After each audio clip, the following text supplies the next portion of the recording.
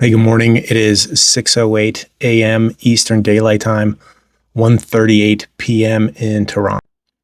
Trump in his speech yesterday said it might be a short-term excursion in Iran, giving the impression the war might end soon, but he also left open the door for a long conflict when he said the war was won, but not won enough.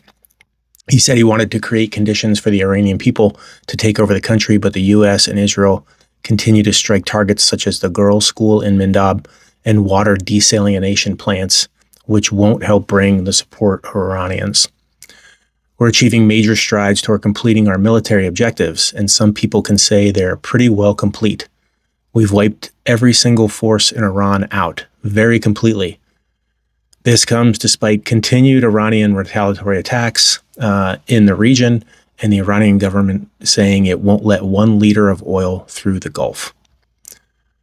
Secretary of State Marco Rubio has urged Iraq's leadership to ensure the continued protection of the U.S. Embassy in Baghdad following a wave of angry protests.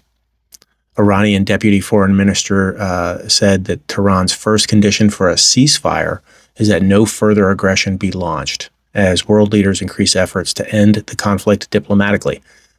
The foreign minister added that several countries, including China, Russia, and France, have contacted Iran regarding efforts towards a cessation of hostilities. Australia has announced that it will send a specialist surveillance aircraft and stocks of air-to-air missiles to the UAE in what it said is an effort to help protect Australians in the region under threat from Iranian attack. French President Emmanuel Macron has said that France and its allies are preparing a purely defensive mission to escort vessels through the Strait of Hormuz once the most intense phase of the U.S.-Israeli war on Iran ends. Speaking in Cyprus on Monday, Macron said that the purely escort mission must be prepared by both European and non-European countries. South Korea has expressed concerns over U.S. desires to move some Patriot air defenses to the Gulf, which would weaken South Korea's air defenses against any potential North Korean attack. Experts are warning that Russia stands to benefit substantially from the Middle East conflict as oil prices rise and Trump has reduced sanctions on Putin, allowing him to sell oil and continue to fund his invasion of Ukraine. And finally, late last week, the Democrats have filed new war powers resolutions and are calling for public hearings on Iran strikes. Senators say Trump allies such as Hegseth and Rubio should be forced to testify to Congress on an unnecessary war. They filed the resolutions, but they have not brought them to a vote.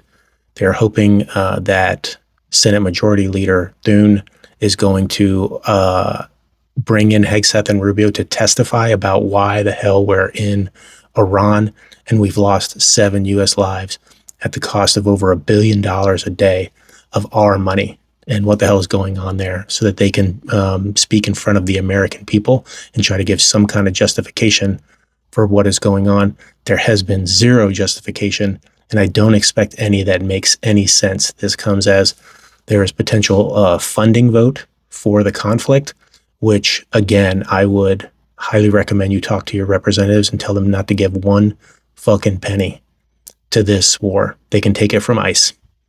They can take it from ICE. They got plenty of money to fund this. Take not 1 extra penny to fund this damn war. Do not let them take any of our money, no more of our blood, of our sons and daughters, brothers and sisters, fathers and mothers.